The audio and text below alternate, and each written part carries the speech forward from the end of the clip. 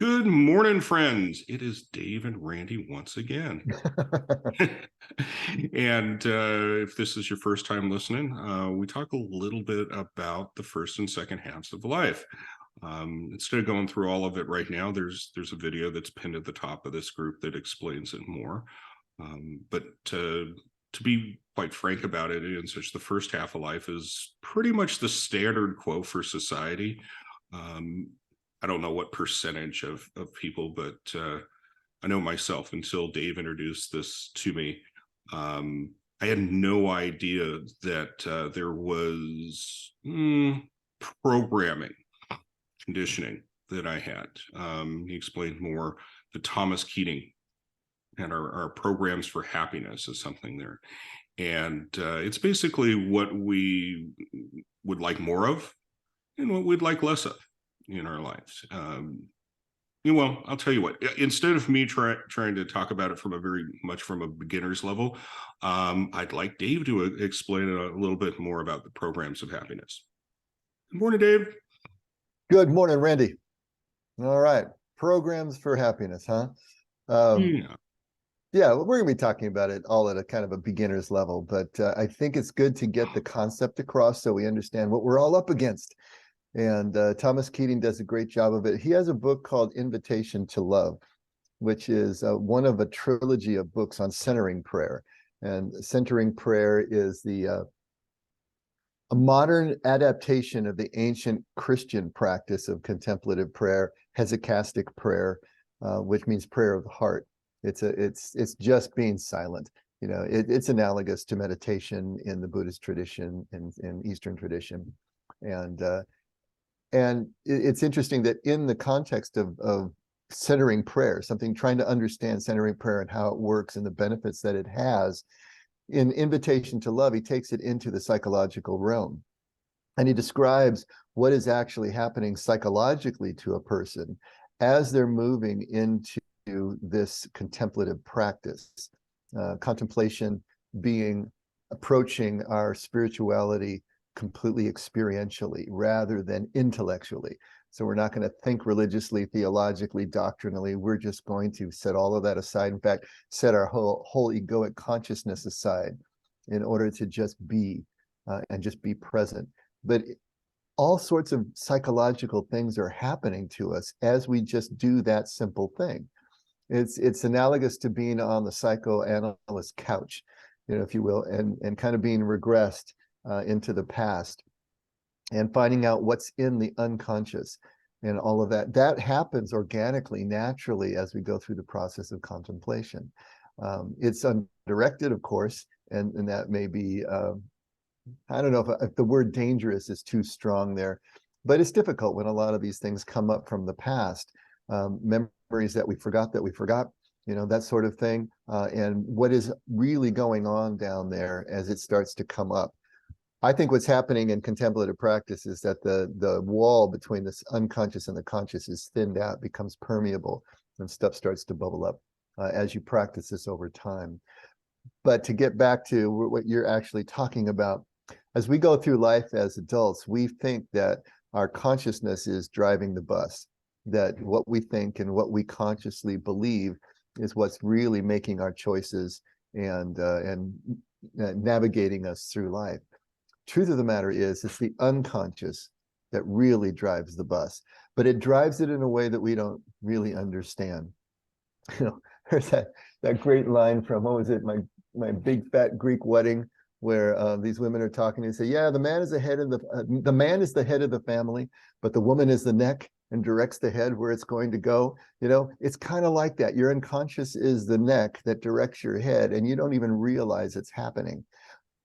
What Thomas Keating talks about are programs for happiness. We can also call them core beliefs. Often they're called that. But what they are is, in our family of origin as children, as we're growing up, we are completely dependent on the adults around us, you know, our parents and other family members, for our very survival.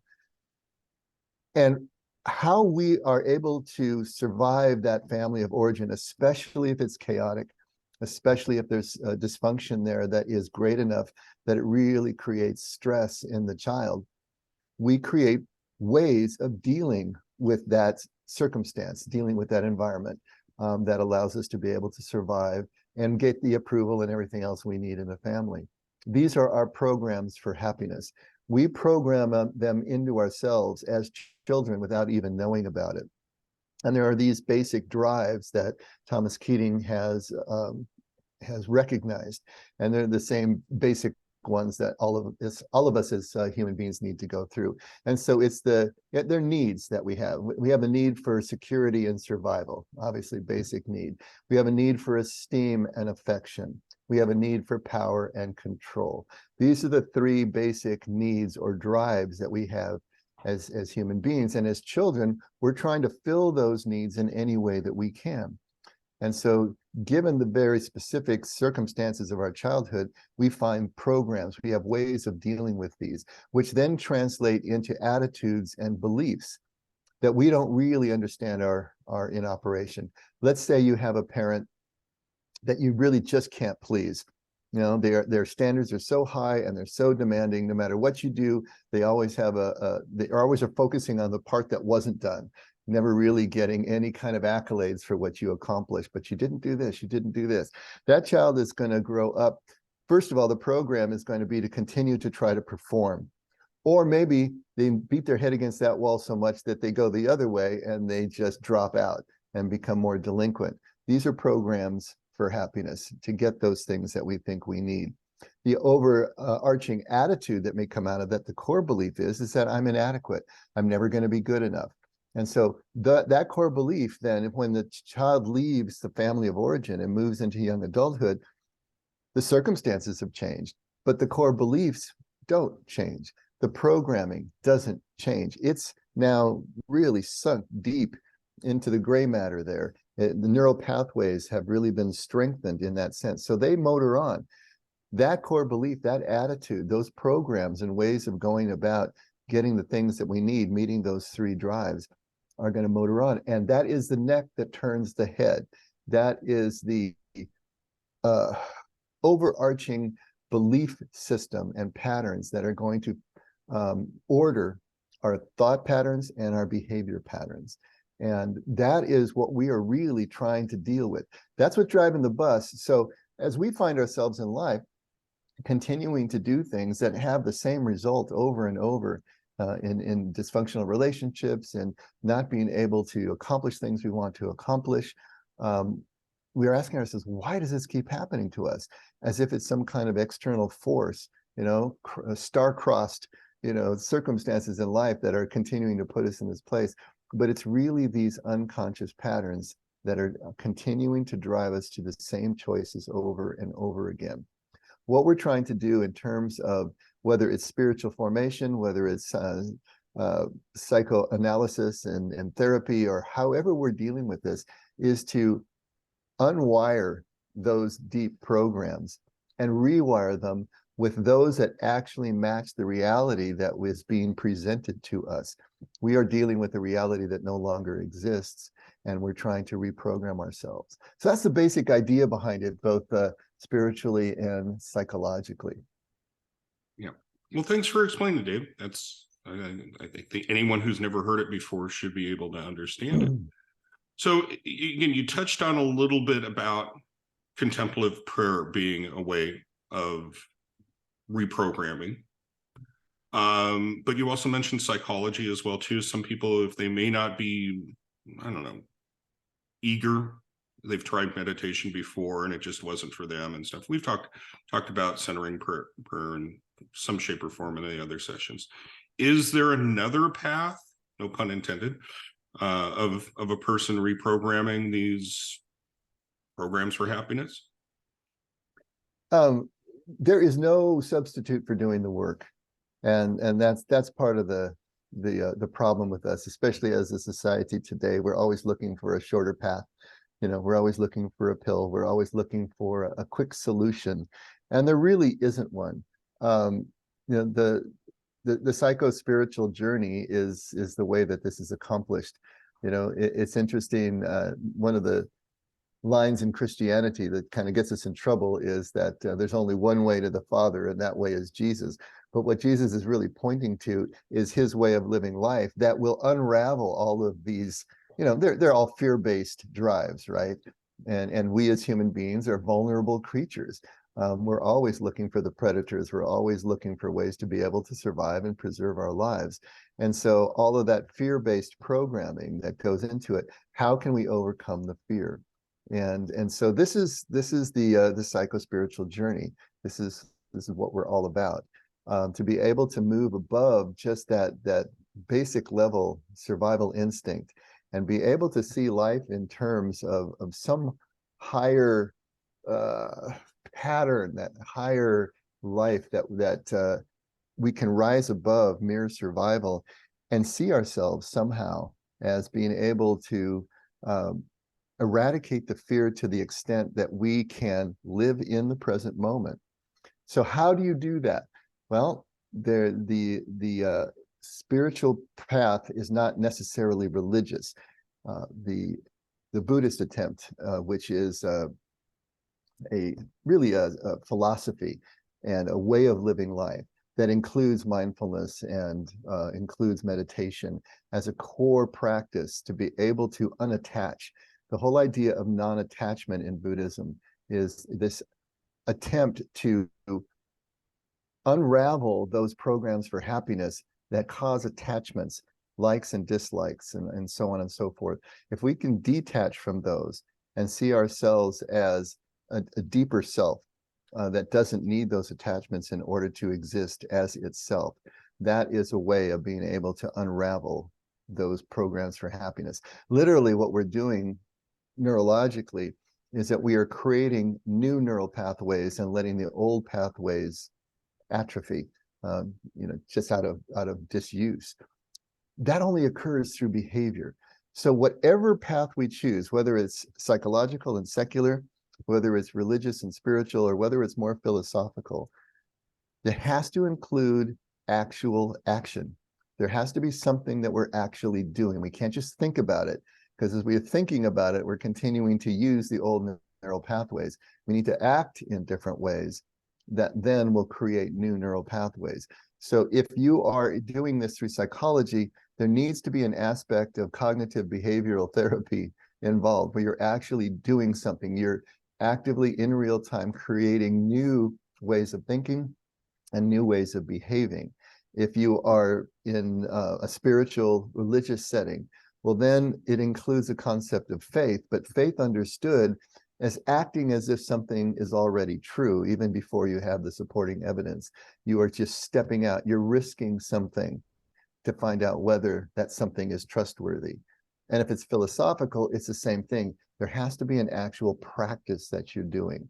That's the genius of Buddhism, that there's a practice, and it's very delineated that you can go through. You've got the eightfold path that's going to regulate the way that you do things in a new direction.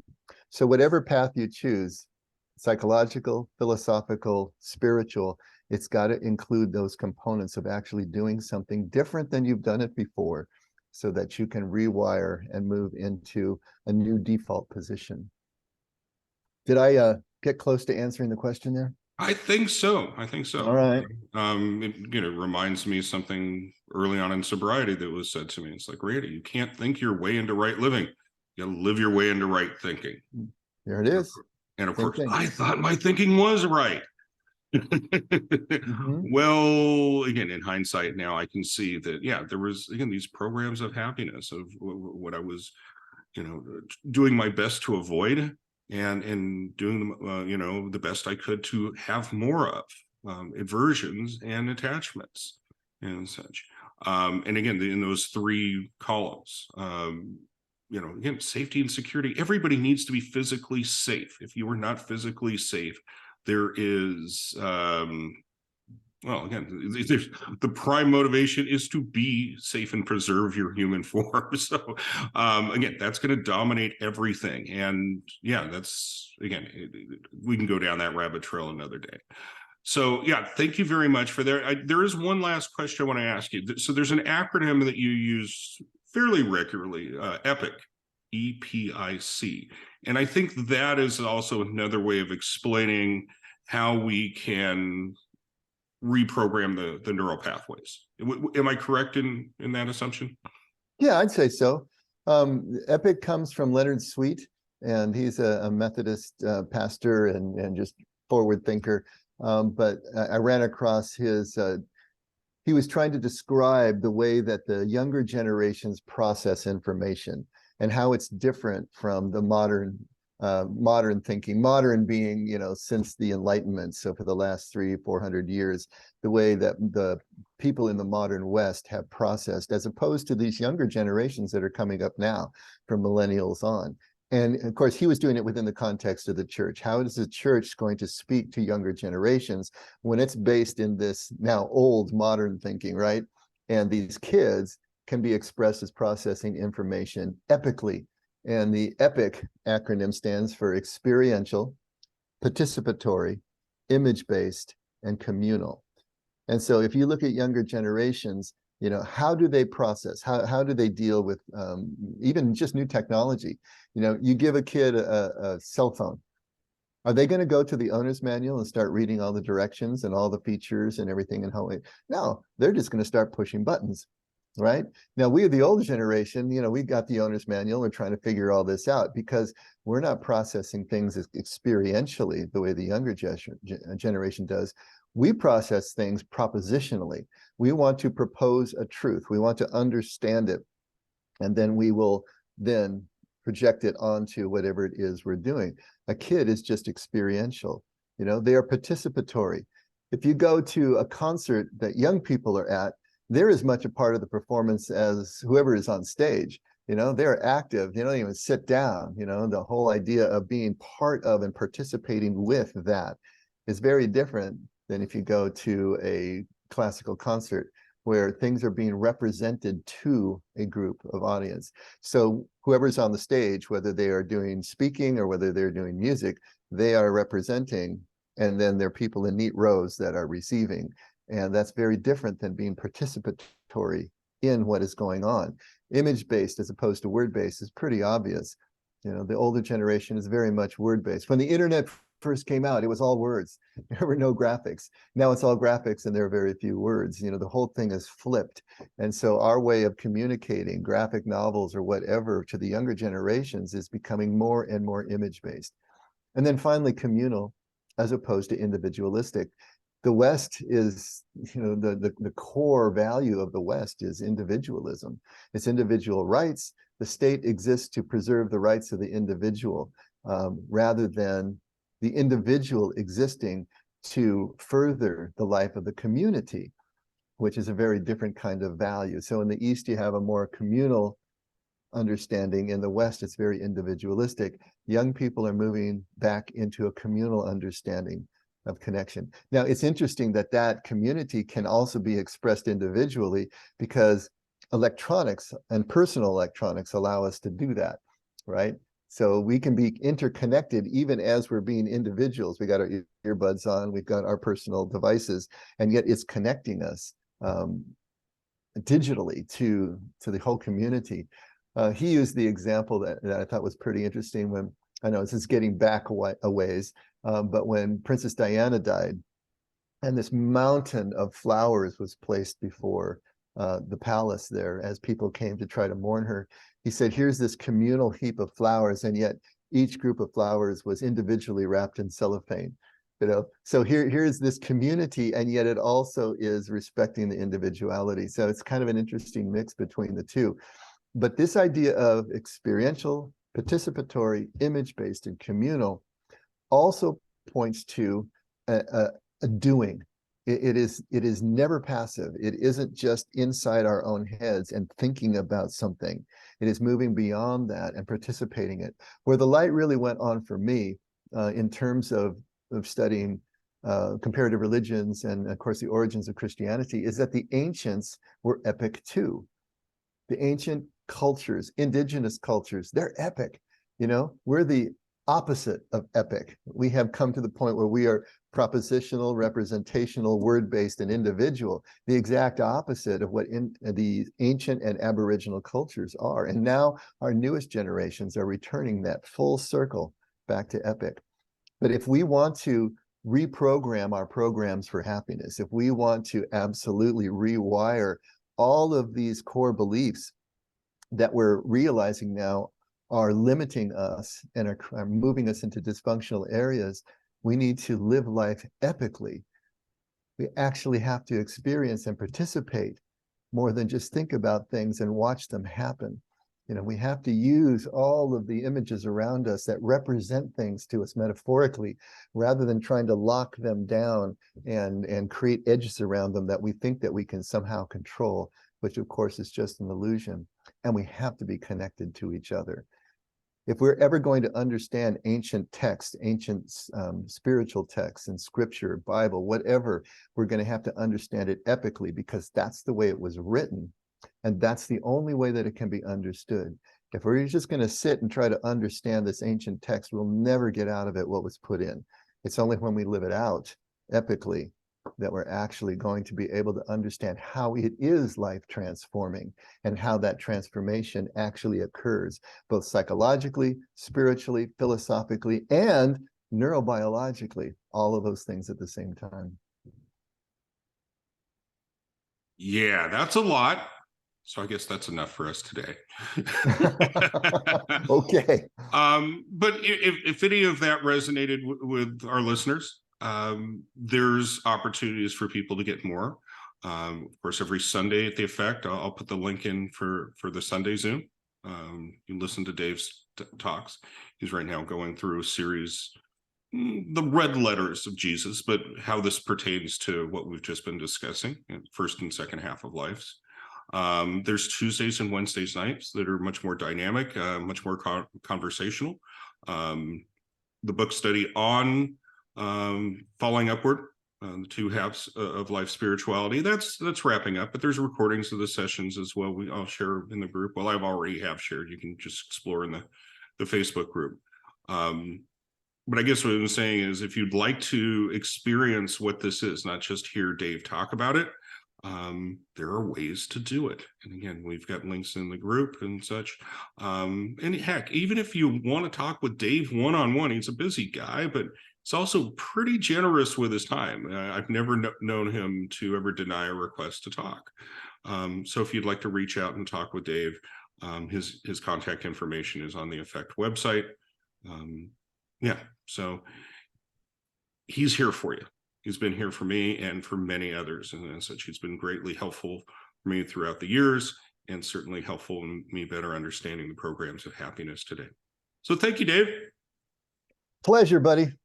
All right. Early morning delight, right? Yeah, you guys might be listening to this to another time of day, but this is 7:30 in the morning Pacific Standard Time. So, but it's a good way to start the day. At least it is for me. Hope it's been good for you too. All right, friends, till we see each other next time, may peace be with you.